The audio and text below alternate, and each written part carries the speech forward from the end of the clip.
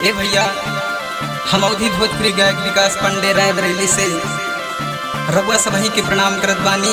इस सावन के पावन महीना में एगो भोले बाबा के सुंदर गीत रउआ सब के बीच भेज रहल बानी। रउआ सब अपन ढेर सारा प्यार दुलार आशीर्वाद दी।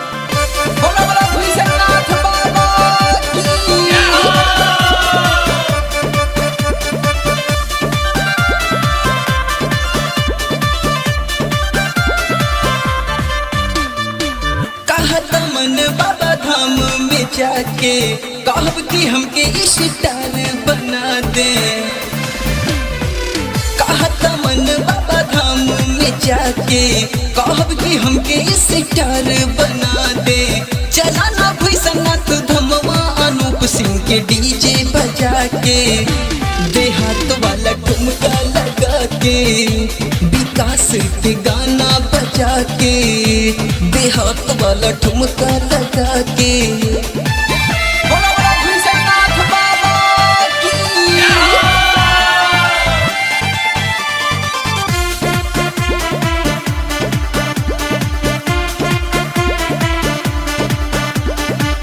बाबा भूषणत करी है जो कृपा, चमकिया पन सितारा, पल भर में स्टार बने है भले, घूमी ले आवे आवारा।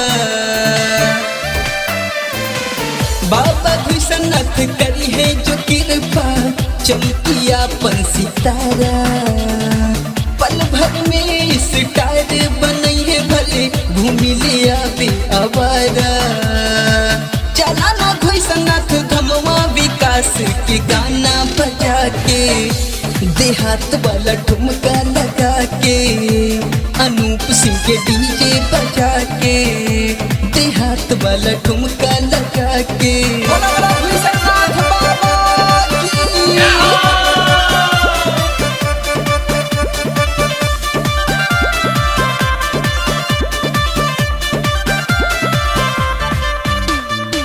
लागल बाटे सावन महीना, होई अब जल चढ़ाई, केहू बेलयब केहू धतूरा, केहू भांग पिलाई।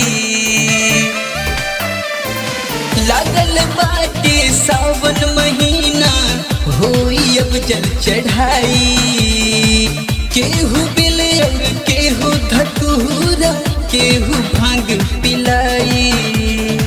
चला ना लेके चली कांवर अनूप सिंह के डीजे बजा के, देहात वाला ठुमका लगा के, विकास के गाना बजा के, देहात वाला ठुमका लगा के।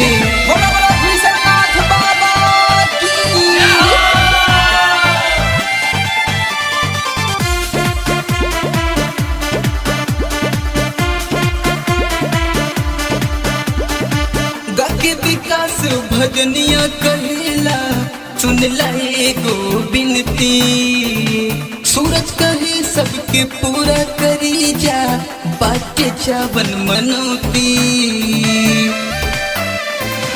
गाके विकास भजनिया कहेला, सुन लाए गो बिनती, सूरज कहे सबके पूरा करी जा, बाटे चावन मनोती। चला ना भूषणनाथ धमवा विकास के गाना बजा के, देहात वाला ठुमका लगा के, अनूप सिंह के डीजे बजा के, देहात वाला ठुमका लगा के।